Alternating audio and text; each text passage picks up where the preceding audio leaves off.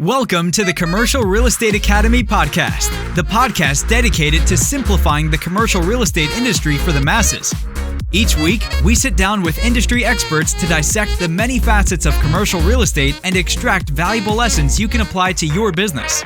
Whether you're a new or seasoned business owner or investor, the Commercial Real Estate Academy podcast will be your go-to resource for all your commercial real estate needs. Now, here are your hosts, Raphael Collazo and Jeff Walston.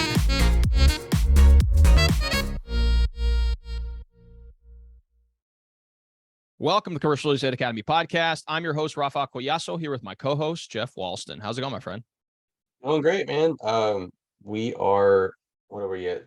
Second, ending the third quarter of the year, I guess, at the end, rounding out.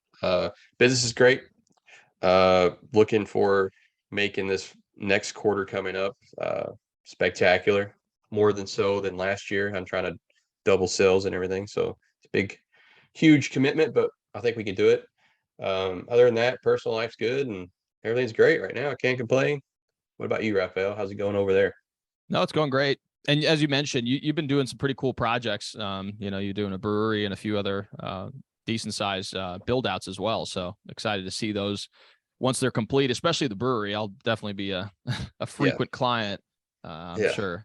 Everything else on the business end is doing well. I've been doing a lot of leasing recently, in particular on the retail side. So been working with restaurant owners and people looking for retail locations, in particular on the franchise end. So we're starting to work with some like smoothie shops and stuff like that to as they're looking to expand their footprint in the city. And so it's been good. It's been a good. Sounds like you're going to be diving into industrial a little bit more, I heard. Yeah. So, yeah. No. So we had a couple clients that, we're looking for space for on the leasing front. And so, yeah, it's going to be hopefully a good end of the year. It's been a little bit hit or miss with the interest rates fluctuating as they have been. So from the purchasing side, I haven't had too much activity as of the last maybe month or two. But, as far as the leasing side is concerned, it still seems to be extremely strong. So, it's been good on that front. But speaking of just a phenomenal conversation, we had a great conversation with Allen Buchanan, who's a principal at Lee and Associates in Orange County, California.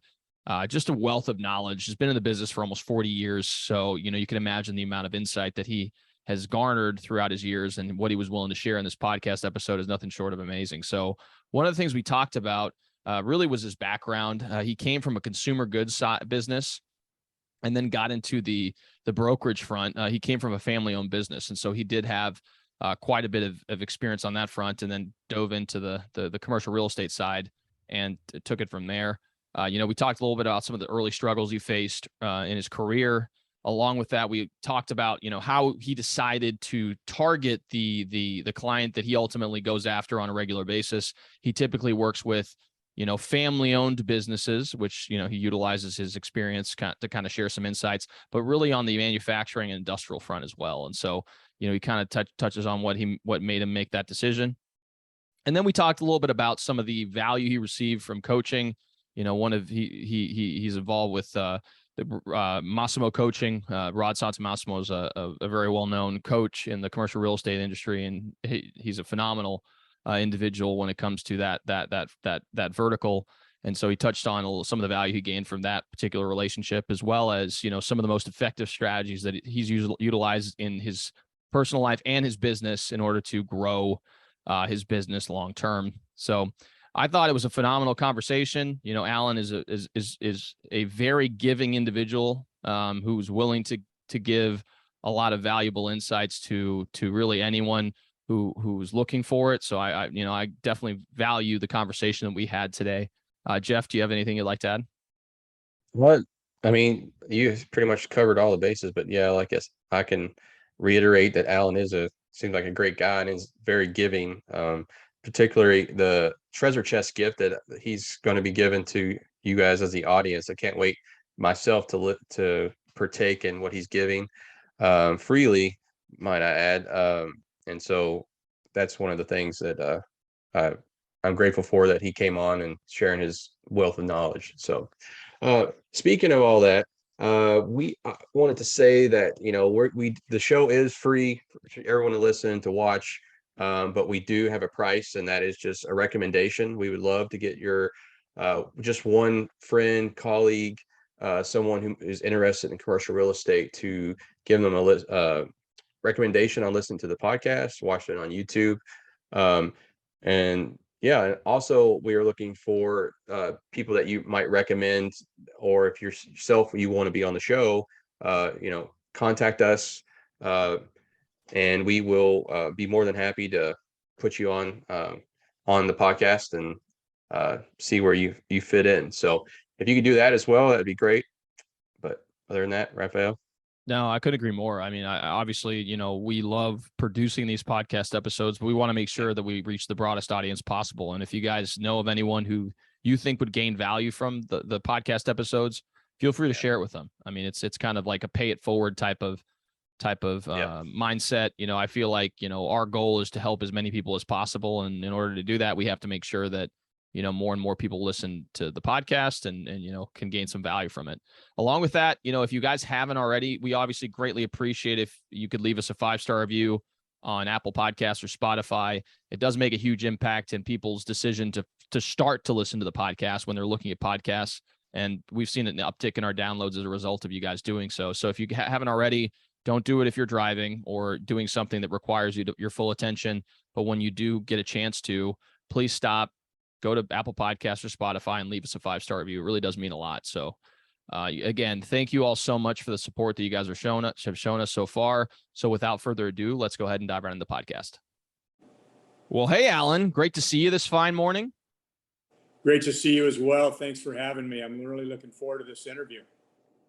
Yeah, we definitely on LinkedIn, I think it's where we got connected, and they're excited to have you on here, especially since you have a lot of experience in the commercial realm. So can't wait to dive in. So absolutely. And for those of you guys who don't know, Allen's tuning in from California. It's a beautiful state. I actually went to Arizona State University, so I have a lot of friends that are located in California.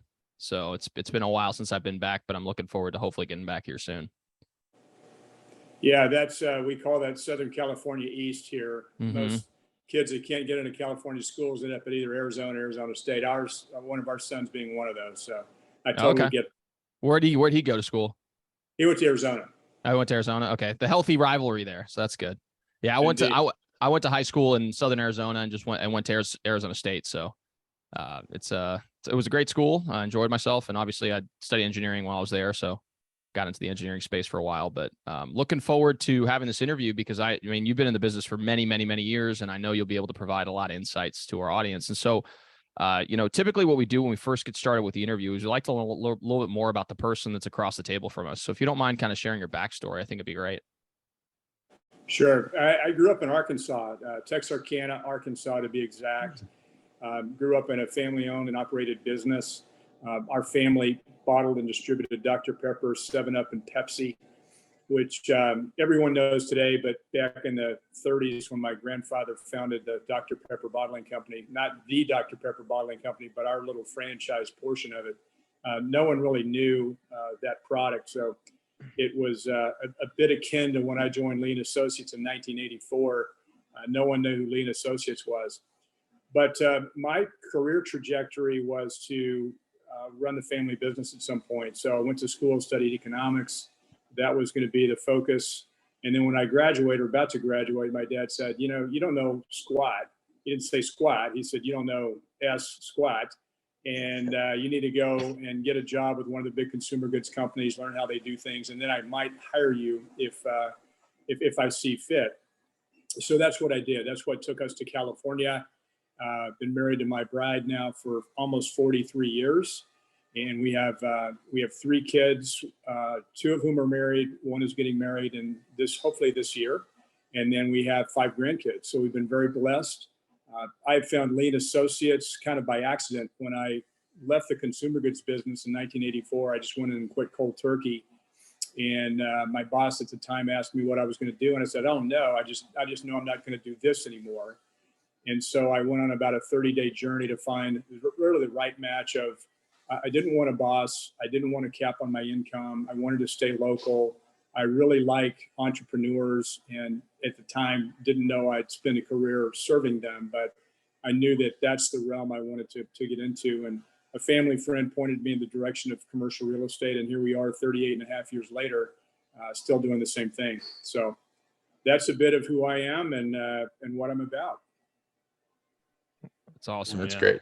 Yeah. Yeah, no. And it's kind of indicative of a lot of the, the people that we've interviewed in the past. I mean, how they got into the industry, some just came from a family business. They were either their family was in commercial real estate for many years, or some just transitioned away and got into it just by happenstance. And it seems like in your case, it just was by happenstance. In my case, it was very similar. I was in engineering in college. I actually studied industrial engineering and economics, and then got into the software development space. And I did that for 5 years. And similar to you, I transitioned away from that and got into the brokerage side. And I've been in it for about 3 years now. So it seems very similar in change. Obviously we didn't have a family business or anything like that, but the parallels there are interesting. Yeah. And I guess two things in my past, one being seeing a family business sort of from the inside and seeing all the dynamics and the problems and the hurdles and the pain and there was also a lot of very, very nice times. But that's who we serve today. I mean, our practice consists of owners and occupants of industrial buildings, but primarily they're family owned and operated. And so growing up in a family business really gave me insight into how to serve that customer. And then I grew up in a broken home. My parents divorced when I was 14.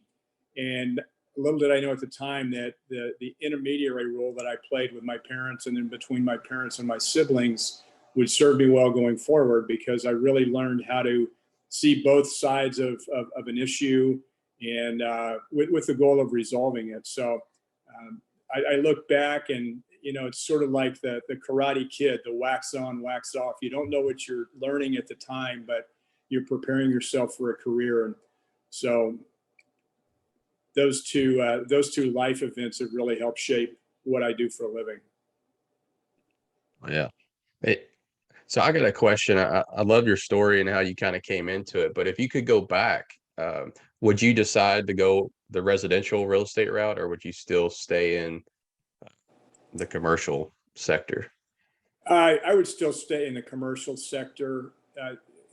When I left the consumer goods business, part of the reason I did was it didn't appear as though the family business opportunity was going to present. Actually, it did in fact present, but then I decided that we loved living in California and didn't want to move back to Arkansas.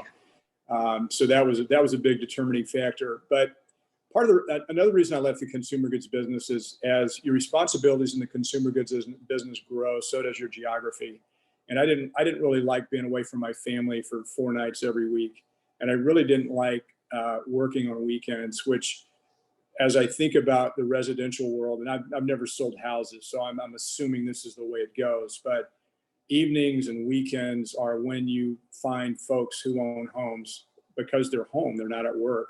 And I really wanted more, let's call it sane business hours. I really didn't want to work on the weekends or so I never really considered residential real estate. I did consider wealth advisory. I considered advertising. I considered going into the software space.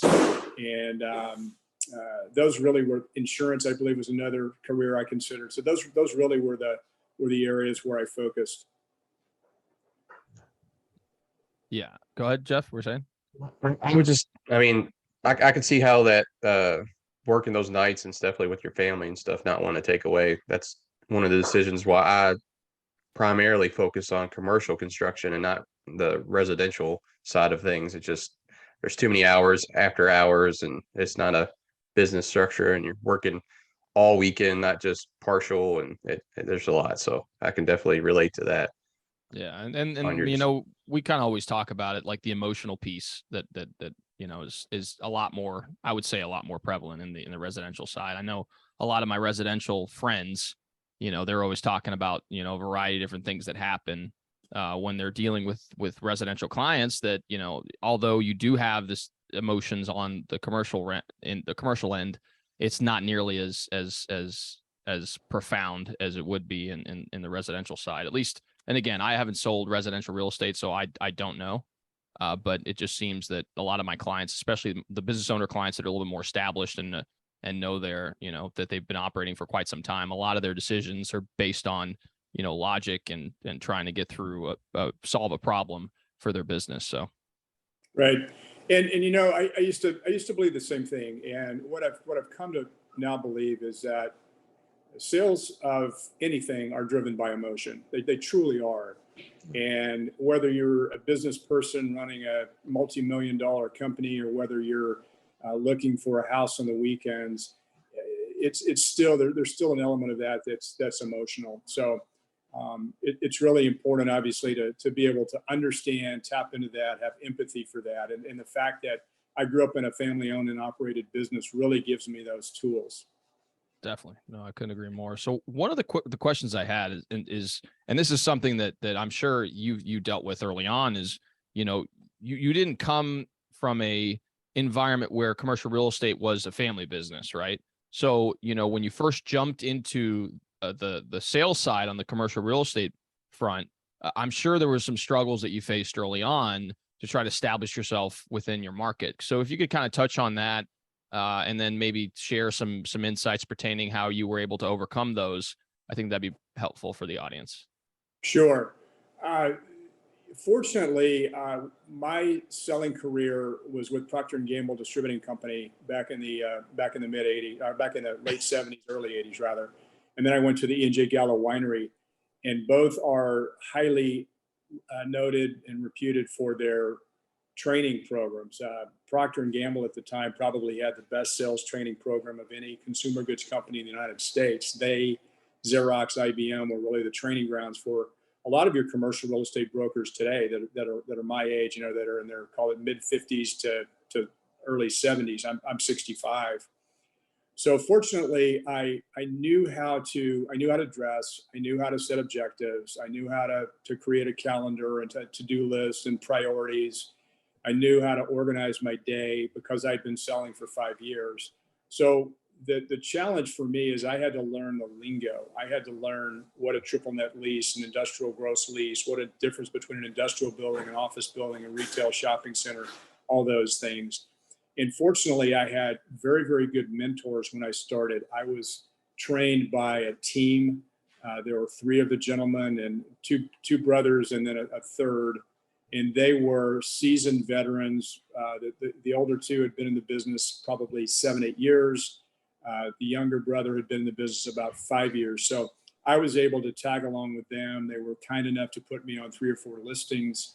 And so I had a reason to go out and talk to people. And so I just kind of jumped in and did it. Sort of a funny aside, when we started, my wife and I looked at our finances and we said, okay, we've got $15,000 in the bank.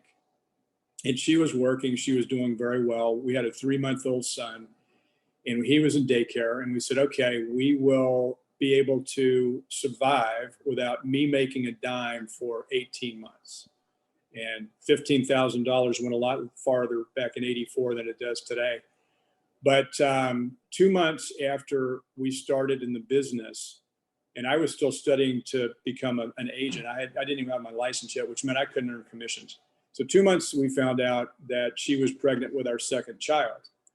So, boy, you talk about an expedited program. I knew instantly, hey, failure's not an option here. I've got to make this work. And I better get after it. So that really allowed me to hit the turbocharge and start making some deals. Awesome. Go ahead. Go ahead, Jeff. Now, I was just going to spin off when you said that you had mentors back then that kind of help you with the lingo and stuff. Did they have any literature of any type back then to help you with that lingo, or was it just them, like you asking them a question and they gave you the answer and you had to write it down yourself? Or was there was no such thing with my company at the time.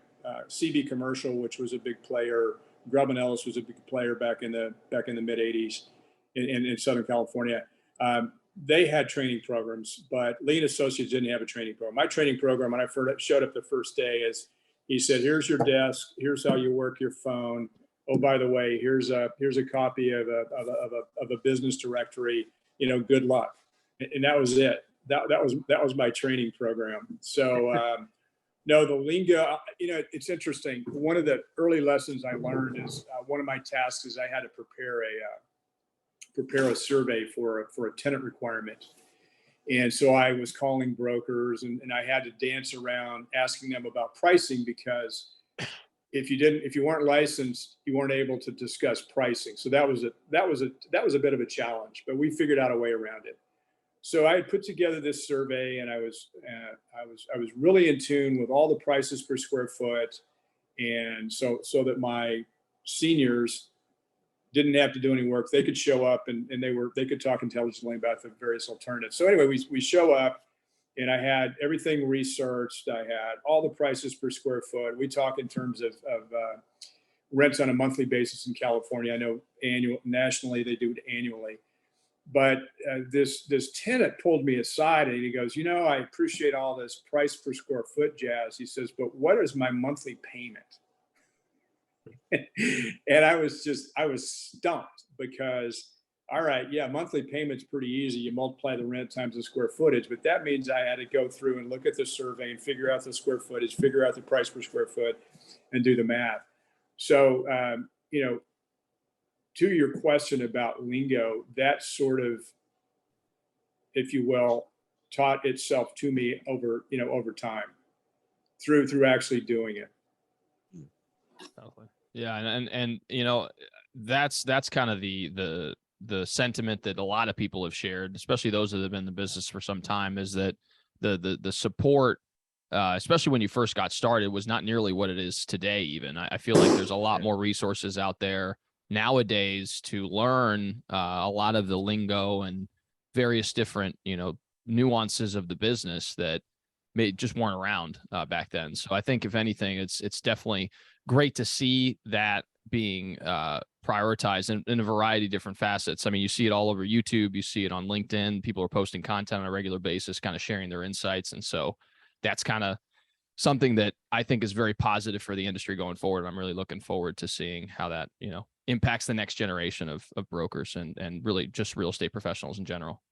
Yeah, and I'll give you a quick little statistic, at least for our office. So in 2017, we looked back and we were just abysmal at hiring and recruiting, hiring, and keeping them on board. Our attrition rate was north of 80%. So eight out of 10 that walked in our door didn't survive in the commercial real estate business for 6 months, a year. And we really looked hard at why that was, and we sort of narrowed it down to three things. A, we're not recruiting the right way. B, we're not doing a great job of vetting the recruits that we have. And then C, once we hire them, we're not doing a good job of A, training them, mentoring them, and coaching them. And there are really three facets there. So what we did is we designed a recruiting program, vetting program, had them all take, personality tests to see if they were suited for the business. And then we designed a training program, and I was able to design that for the company. And I actually delivered 31 training sessions to this new recruit class. And then we paired them with mentors. Like I in the business had a mentor when I started. So that mentor, if they chose, could allow them to be a 50-50 participant, work listings, do whatever they want, or they could just use them as support, meet with them on a periodic basis. But there was definitely a mentor touch point. And then we also couple that with coaching, because you can be trained all you want, but just like, if you all play golf, you take a golf lesson, but then you must be coached, and you must do the reps in order to get proficient. So we improved our attrition rate from 80% to this class is half of them are still around. And one of them set the record for being the most productive in terms of revenue, the most productive associate we've ever had. So there's just huge benefit, to your point, huge benefit to training, huge benefit to mentoring, huge benefit to coaching. You mentioned Rodstein and Massimo. That's part of the reason that I'm a Massimo member now, is I just finally realized that at my age, and should have realized it 30 years ago, but at my age, coaching is just paramount to what I do. So. Yeah, I agree. So in the commercial sector, or not say sector, but commercial real estate in general, there's a lot of different sectors. I was curious to what your actual sector that yours fall in and what your target client is, and then Sure. what made you actually decide to focus on that particular sector. So when I interviewed, I didn't know the differences between commercial real estate genres when I interviewed, but what I was down to two companies, Grubb and Ellis and Lee and Associates, and one of the Grubb and Ellis brokers pulled me aside and he said, "Look," he said, "you really are an industrial broker, and I'd suggest you go into that realm." He said, "You like talking to decision makers." He said, "Industrial is just more fun. It's more vibrant. Sure, a lot of people are going to try to swing you into leasing and selling office buildings." He says, "I just recommend you industrial." And that was my background. I mean, we were a bottler distributor, so we had warehouse space manufacturing buildings in Texarkana. So I was somewhat familiar with manufacturing buildings. Yeah. So it's been industrial 100% of the time since. And we really focus upon, once again, the family owned and operated manufacturing or logistics business. Now, generally, those companies are experiencing some sort of a transition. They've sold their company, they've acquired a competitor, they've unfortunately had a death of one of the principals. There's some sort of a succession plan taking over. We're seeing a lot of that right now where, folks your age are taking over for folks my age. We're seeing that whole generational shift in ownership. So generally when those transitions occur, we're called in because there's a real estate requirement that results from that. And so it's family owned, operated manufacturing logistics companies. We'll go anywhere in the United States, but primarily we're on the West Coast and more specifically Orange County, San Bernardino, Riverside County, California. Yeah, that makes sense. And I'm sure that, obviously your experience on the production side when it comes to your consumer goods experience and also that your family business, I mean, I'm sure that helps you immensely as you're communicating with clients about the value you can offer to them and ultimately help them get to where they're trying to go.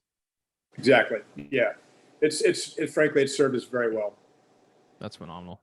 Yeah. So you had kind of alluded to, the importance of coaching in your career, and the decision you made to go on with, Rod. And for those of you guys who don't know, Rod Santamassimo is a commercial real estate coach.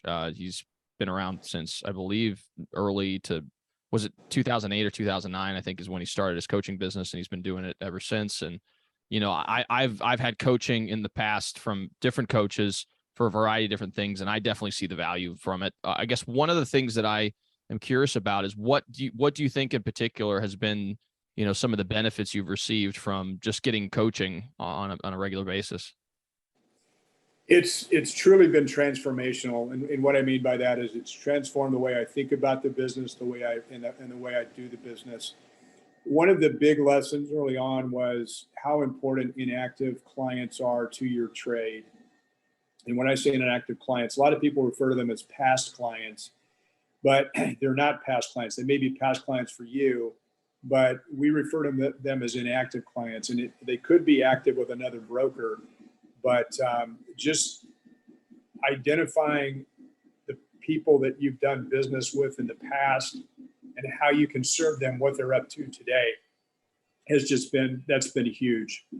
The other lesson that I learned early on is how to create a not to do list. And what I mean by that, we all have to do lists, but if you ever thought about the things in your day that you do that you shouldn't be doing, not that they're insignificant or unimportant, but they're just not things that you should be doing. So having an administrative assistant was a game changer for us. Having a transaction coordinator was a game changer for us. And having those two people on our team allow me to do what I do best, do things like this, do strategic networking, talk to prospects, talk to inactive clients, and really do things that are going to move your business forward. So those are the two primary lessons that I've taken away. There've been a lot of sub lessons along the way as well. But what Rod has created is an incredible community. He has weekly calls that we're all a part of. And I've met brokers across the United States, one in particular in Charlotte, North Carolina, that I've referred business to, but all up and down the West Coast. all throughout the United States. It's really been a tremendous community, and so that's a huge benefit of being a part of that organization as well. That's awesome. No, I know. And I think the insights you shared, regarding the insights you've gained from that experience are huge, especially the not to do list. I mean, it's unbelievable. Just the things that, even in my career, we've hired a virtual assistant to help us with a lot of this, production on this front. And it's freed us up to do a lot of different things. And then all we really need to do is show up, do the interview, and then we could get everything distributed and edited and everything else just through, other means. And that saved us a ton of time and allows us to scale our operations in a variety of different facets. So now I have more time to go do, like you said, the business development side of things, which is really what's going to grow your business. And so that's just one thing that I'm sure, you've done with the administrative assistant, you've done with the transaction coordinator. You probably have other professionals you included in your sphere to help you with those different functions that are crucial. They're still very important to the business, but they may not be things that you personally have to do, because really your biggest function is to generate the income that's going to feed those transactions. So Exactly. And one of the exercises that we did early on was, computing your value. And it's pretty simple, but you think about how much money you want to make in the following year, not this year or last year, but how much you want to make in the following year. And then you figure out, okay, how many hours am I going to work next year? And generally that's about 2,000. Now I hedged on that. I probably work more hours than that.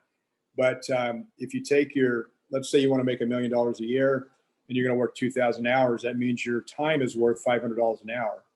So a simple way to look at not to do is anything in your day that does not have the potential to earn you $500 an hour, you shouldn't be doing. Others on your team should be doing it. So things like preparing contracts and doing surveys and doing research and, communicating with your team about, the value add we'll talk about in a little bit. All those things are critically important, but just not important for someone that's making that wants to make $500 an hour. So it just was, it's simple stuff, but it just really brought it to the forefront in my mind and enabled me to see things, like I mentioned, transformatively, just see things a different way.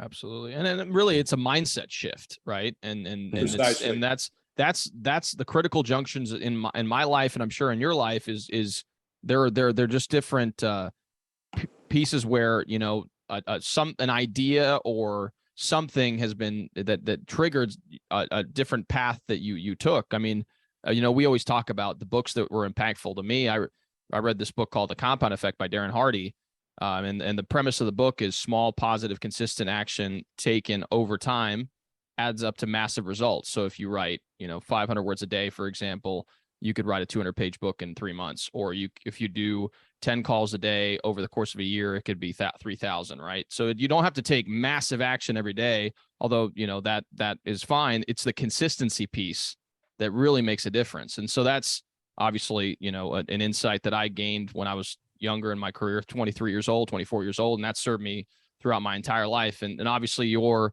insights pertaining to the not to do, that was similar to me. The Who Not How book that I read kind of gave me that insight is, hey, instead of if you really want to make XYZ amount of money, then unless the action you're taking is getting you towards that, then you need to find someone else to take that responsibility on. So well, Alan, I was wanting to actually, since you've been in the Lee and Associates for decades now, I'm sure that you've actually helped employ some strategies that help scale the business. Because I know there's some people out there that are brokers and they're trying to grow their practice and stuff, and so they're trying to get to that next level. Do you have any strategies or tips that you can let them know that you guys have done and that's got a lot of results from that? Sure. I think back to some decisions that we made back in the early part of the 90s. And in the early part of the 90s, and you gentlemen are significantly younger than I don't know how long you've been doing what you're doing, but in the early part of the 90s, this thing called the internet was just starting to get popular. but commercial real estate had not adopted IT to the level that it would eventually, and then that the world would eventually. So we made some decisions back in the early 90s to really invest heavily into IT. And you got to understand, in 1992, when we made this decision, there were 3 people in an office of 40 that had PCs on their desk. Think about that. 3 people out of 40. But we knew that this was going to be the wave. We had no idea what it was going to grow into, but we just saw it. We saw it coming. So we invested very heavily in IT.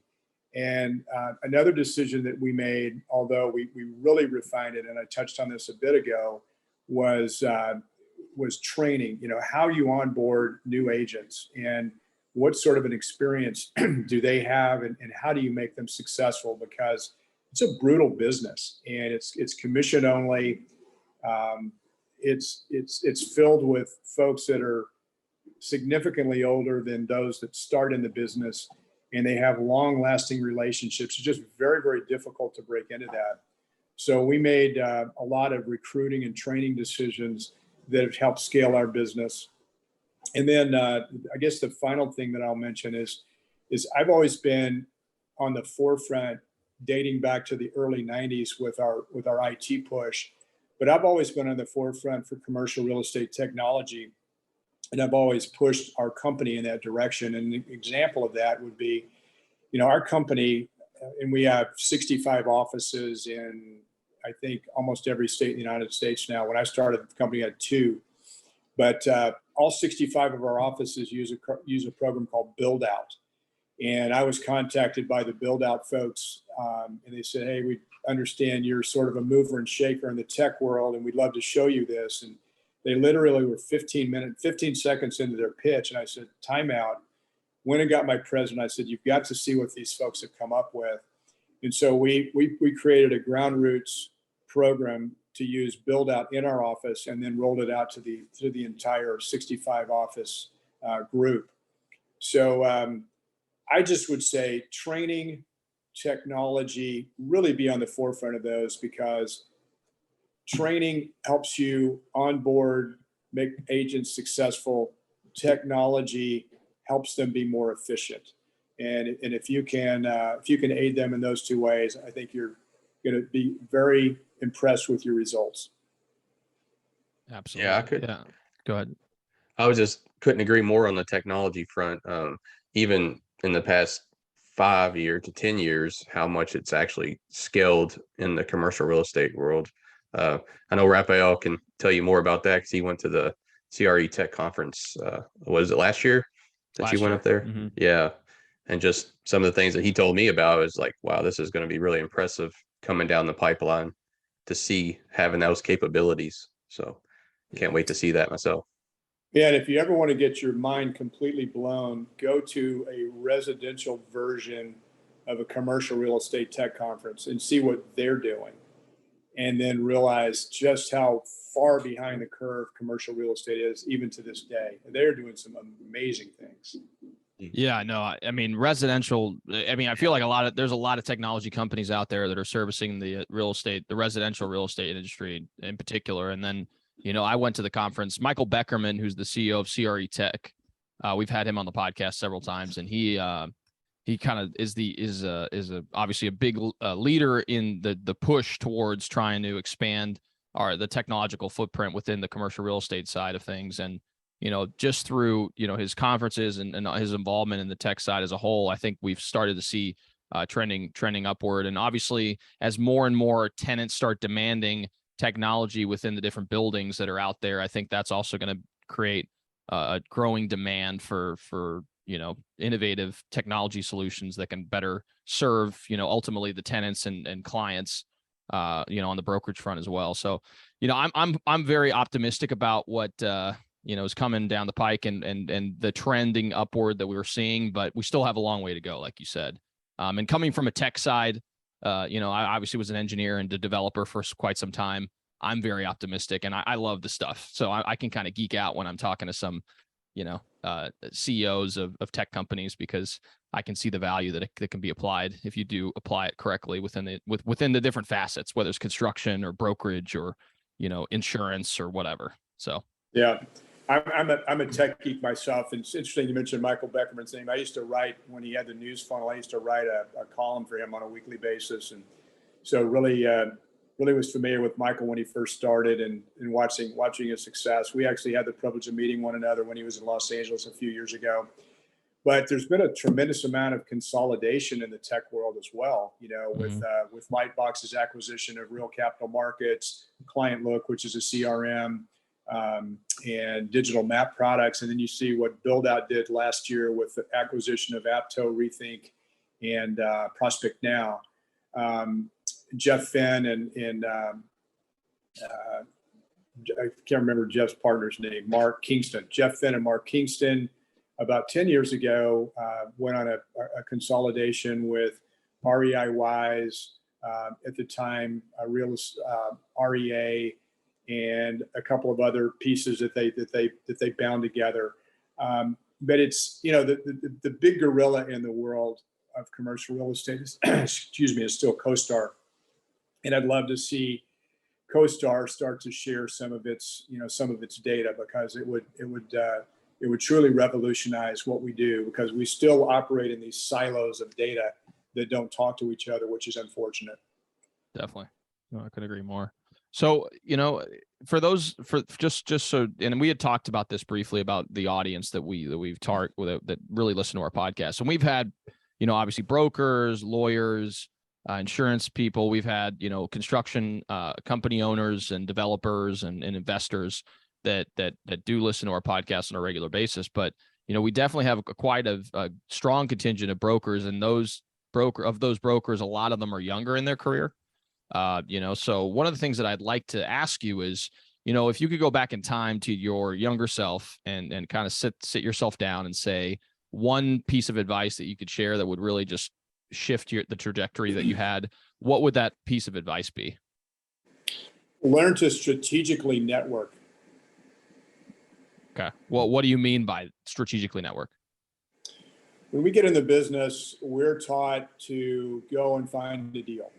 And that means go and talk to as many occupants as you possibly can, or talk to as many owners as you possibly can, which is fine. I'm a big believer in that. But if you think about my customer, which is a family-owned and operated business, that family-owned and operated business generally talks to 6 professions, and some they talk to on a weekly basis, other maybe not that frequently. But those 6 individuals are, they talk to their business banker, they talk to their CPA, they talk to their business attorney, they talk to their wealth advisor, they talk to their commercial insurance agent, and at some point they're going to talk to an investment banker when they think about acquiring a competitor or selling their company. So those 6 professions complement what we do. They do not compete with what we do. And if someone had told me in 1984, 85, hey, get to know a half a dozen business bankers, and when I say get to know them, take them to coffee, take them to lunch, find out who their customers are, find out how you can help them, refer business to them, establish that whole referral relationship. And you do that with the 6 professions I mentioned. It's just incredible how easy the business becomes when you're referred into an assignment as opposed to having to compete for an assignment. When you can call with familiarity and say, Jeff, Raphael asked me to give you a call. Understand he's been your CPA for the last 20 years. He thought we would benefit from knowing one another. I'm going to be in your area next Tuesday at 2. Can I swing by and introduce myself? I have never, with that sort of an introduction, had a potential prospect say no to me, because the role that you ultimately want to achieve as a commercial real estate professional is you want to achieve the role of a trusted advisor. And so consequently, you have to think in terms of the long game as opposed to each individual transaction. And networking strategically can help you do that. That's game changing advice. I really appreciate you saying that. And you know, to what you said, I mean, you're not competing against these individuals, but you service the same clients. And so if you build strong rapport and can showcase your competence to these individuals, you know, they feel more comfortable referring opportunities to you and that's another thing you have to understand is when people refer business to you, that is them telling that individuals that they're kind of expending some of their capital with you. So making sure that you service that client to the best of your ability and you know, really make a strong impression improves the chances of them actually doing that. And, you know, just this past week, I've had 2 referrals coming from business banking professionals that I've referred business to in the past.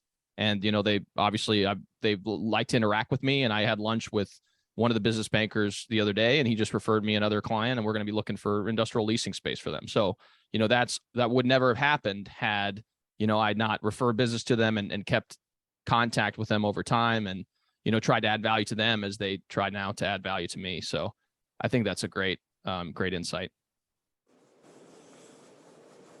Well, Alan, as we start kind of rounding out the questions here, I just wanted to say it's been an honor to just hearing your story, listen to your advice and stuff. So I know people are going to gain a lot of value from this. One particular question that we've asked all of our guests is, Raphael and I are both herbaceous readers, more so for Raphael as an audible listener of books.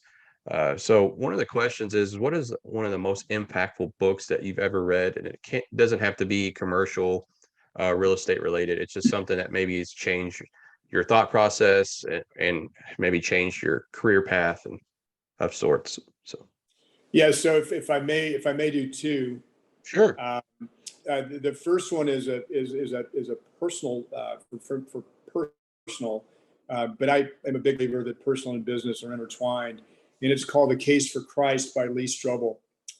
Been a faithful follower of Jesus for my entire life, but to hear the way Lee Strobel breaks it down, I thought was incredibly impactful. So I'd highly recommend that book, even if your listeners aren't Christians. Just the way in which Lee Strobel goes about explaining that, I think, is phenomenal. From a business standpoint, one of the most impactful books has been Fanatical Prospecting by Jeb Blunt. Really, anything by Jeb Blunt is pretty darn good, but Fanatical Prospecting, I read about 2 years ago. And if someone said, hey, you have to read 12 business books every year, I'd probably just read Fanatical Prospecting 12 times. I mean, it's that good. So those are the 2 that I would recommend. Well, we greatly appreciate that. I know the Fanatical Prospecting is one that I'm haven't read and will probably pick up for sure for the business purposes. Yeah, it's a great book. Jeb Blunt, you know, he's written several books on sales. Right. I think he's coming up with one on that I'm interested in reading is on you know, how to, you know, prosper in sales through, you know, a recession. He's going to be releasing that here shortly. So I actually I'm going to buy it. I have Audible credits, so I'll probably just get it and, you know, take advantage of that as well, because he is a phenomenal author and he's a great coach, a sales coach as well. So. Yep, for sure. That's awesome. So one of the things we typically ask near the end of the podcast episode is we have something called the Commercial Real Estate Treasure Chest. It's a repository of resources that we make available to our audience. And, you know, typically our guests can contribute something to it, whether it's a helpful PDF, Excel sheet. We've had people in the past contribute helpful ebooks. So I wanted to give you an opportunity to say what you're willing to contribute today. Sure. I have produced a series of 1 to 2 minute advice videos for the commercial real estate profession. Started in the summer of 2013. And so now we're 9 years in. I believe we have about 350 episodes. They're called Tuesday Traffic Tips. And they're not scripted. They're done off the cuff. A lot of times it's advice on maybe something I'm dealing with a transaction or personally.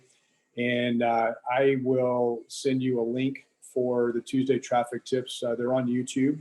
And you can subscribe if you want and get them real time. I do them every Tuesday. I used to do them in the front seat of my car. I don't anymore because I'm not in the front seat of my car that often. But you see the background here. That's the Santa Monica Freeway. So here we are in traffic. So I believe your listeners will greatly benefit from those. No, I bet I know they will gain a lot of value from that. Especially, I'm sure that you touched upon kind of how we went through the pandemic and all that, and before and now during that, it was definitely going to be interesting to see the evolution of your Traffic Tuesday videos as it goes from the before and then after that as well. So, yeah, it's kind of fun to go back and watch the early ones. And my intern this summer took all the videos and transposed them. So we now have text for all the videos, with the thought of making a little book. And nice. So I hate to commit to that, because when I commit to something, I do it.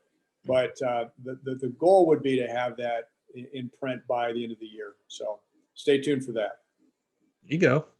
That's exciting news. Yeah. Well, if you can do it on Audible, I'd love to take a listen. So for sure, I'm a book listener as well. I don't, when I sit and read, I fall asleep. But when I'm out walking or in the car or something, those Audible books are just unbeatable. Yeah, definitely. That's awesome. Well, Allen, again, thanks for coming on the show. And I know our listeners and viewers on YouTube will be wanting to contact you. So what avenue or branch that would you like them to get in contact with you, and maybe do some deals or just get some advice? Sure. I'll give you a couple. So easiest way is email. It's Buchanan, Buchanan at Lee-associates.com. Buchanan at Lee-associates.com. My mobile number, 714-624-3896. That's also, you can contact me that way. But I'm on Facebook. I'm on LinkedIn, Allen C. Buchanan, Allen Colin Buchanan on Facebook. Obviously YouTube, Tuesday Traffic Tips. So I'm pretty visible out there. So if you bump into someone that's named Allen Buchanan, that's a professor of economics at Duke University, that's not me. Hey, there maybe is an one Allen day. Buchanan that teaches economics at Duke University, believe it or not. Hey, maybe one day, right? You studied economics and you've been in the business the side for a while, so maybe one day. I mean, it's kind of funny because he and I look to be about the same age, and he's got gray hair as I do. I don't know. It was a little freaky. Oh, hey, I think since you've been doing these Tuesday, videos, that you've been a professor since 2013. So don't sell yourself short here. Professor in commercial real estate, for sure. There you go. That's awesome. Title of the new book. There you go. There you go. Well, hey, Allen, obviously we greatly appreciate your time. For those of you guys who are listening, all the information that he shared pertaining to how you can get in contact with him, we'll include it in the show notes below. So again, thank you so much, Allen, for stopping by today. For those of you guys who are listening in a podcast format, we would greatly appreciate it if you could leave us a 5-star review. It makes a huge difference in our impact, and we've seen a significant uptick in our downloads as a result of you guys doing so. If you guys are watching this on YouTube, we would greatly appreciate it if you can like and subscribe to this channel. It really helps with the YouTube algorithm and ensures more and more people can hear this message and learn about the many facets of commercial real estate. So thanks again so much for stopping by, and we'll see you all next time.